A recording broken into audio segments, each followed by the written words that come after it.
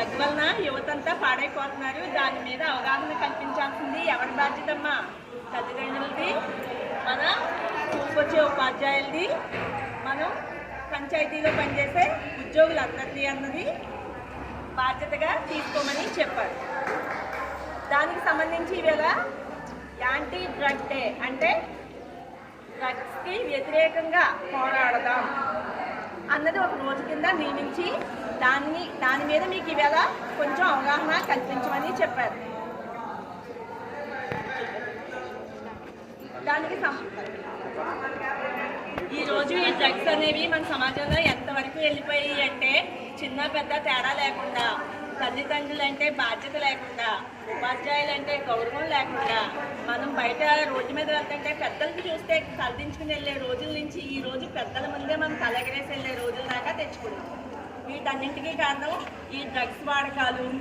అలా ఆ డ్రగ్స్కి సంబంధించిన మ్యాటర్లన్నీ చూడటాలు, మన వయసుకి మించి ఈ సెల్ ఫోన్లలోనూ వాటిల్లోనూ ఈ రీల్స్ అవి చూడటాలు, ఇలాంటి ఒక అసాంఘికమైన కార్యక్రమాల మూలంగా పిల్లలు పాడైపోతున్నారు అన్నది ఒక భావన. అంటే ఇప్పుడు మీరు చేసే ఈ పనుల వల్ల రేపు భావితరాలు అనేవి చాలా ఇబ్బంది పడతాయి. ఈరోజు మేమందరం కూడా ఈ స్టేజ్లో ఇలా నించున్నాము అంటే మేమేం పెద్ద పెద్ద కాలేజీల్లోనూ పెద్ద పెద్ద స్కూళ్ళలోనూ చదువుకోలేదమ్మా. ఇంకోటి ఇలాంటి ఉత్తమమైన బీఈడీ చేసి గవర్నమెంట్ స్కూళ్ళలో చదువుకున్న వాళ్ళు. మేము చదువుకున్నప్పుడు ఇలాంటి స్కూల్స్ కూడా లేవు, ఇలాంటి ఫర్నిచర్ లేదు, ఇలాంటి వాతావరణం కూడా లేదు, ఇలా భోజనం పెట్టే వాళ్ళు కూడా లేరు. అయినా కానీ సార్ సార్ సార్ సార్ అని ఇదే పాఠం ఇంక మాది. అంత గౌరవంగా మేము ఇలాంటి మంచి ఉపాధ్యాయులు మంచి చదువుకుని ఈరోజు వాళ్ళ పక్కన ఒక గవర్నమెంట్ ఎంప్లాయీలుగా నిల్చుని ఉద్యోగం చేస్తున్నాము అంటే వాళ్ళు చెప్పిన చదువు, వాళ్ళు అందించిన ఆసక్తి. మీరు కూడా మంచిగా ఉంటూ మంచి ఆలోచనలు చేస్తూ, మీ ఉపాధ్యాయులు మనకి తల్లిదండ్రుల కన్నా ఎక్కువ, అంతే కదా. ఇప్పుడు వెళ్తాం, గబగబా వర్క్ చేసుకుంటాం, తినేస్తాం, పడుకుంటూ పోతాం, ఉదయం లెగుస్తాం, టిఫిన్ చేస్తాం, మళ్ళీ బ్యాగ్ తగిలించుకుని వచ్చేస్తాం. అంటే ఉదయం నుంచి సాయంత్రం వరకు మనం ఎవరితో ఎక్కువగా ఉంటాం? మన ఉపాధ్యాయులతోనే కదా, టీచర్స్తోనే కదా. కాబట్టి వాళ్ళని మీ స్నేహితులుగా భావించండి. మీకు ఏమైనా అవసరాలు ఉంటే మీ సార్లకి చెప్పండి. అవసరాలు అంటే ఏంటమ్మా? మాకు అవి కావాలి ఇవి కావాలి కాదు.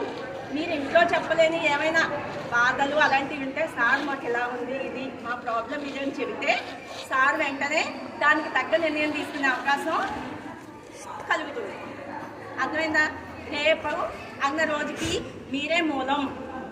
రేపు మిమ్మల్ని చూసి మేము గర్వపడాలి, మా పిల్లలు అది పలానా పుషోత్పల్లి పిల్లలు, పలానా జడ్పీహెచ్లో పిల్లలు అనేది మేము గర్వపడాల్సిన విషయంగా మీరు చేస్తారా చేయరా?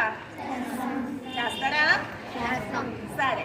ఇప్పుడు మనకి మన ఊరికి కొత్తగా యామిని గారు ఉండేవారు కదమ్మా, ఇదివరకు ఉమెన్ పోలీస్ గారు తెలుసా? ఆవిడ ప్లేస్లో ఈ కొత్తగా ఈ మేడం వచ్చారు. ఈవిడ కూడా మీకు 2 ముక్కలు అంటే 2 ముక్కలు చెప్పి చిన్న ప్రతిజ్ఞ చేపిస్తారు. సరేనా?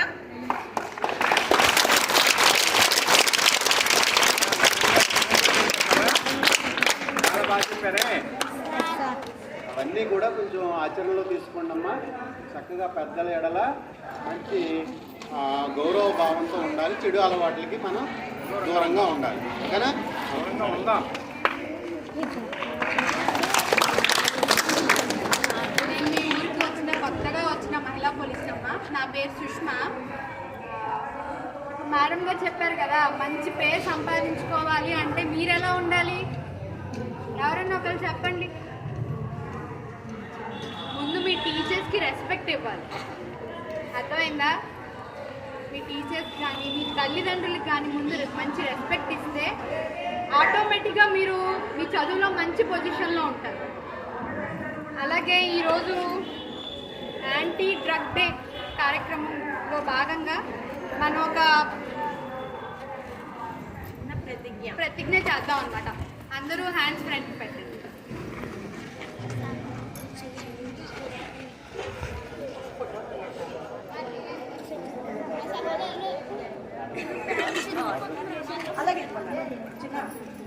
పాసి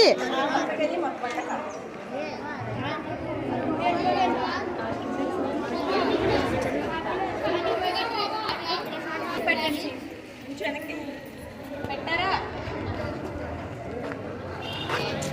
నా దేశాన్ని మాదక ద్రవ్యరహితంగా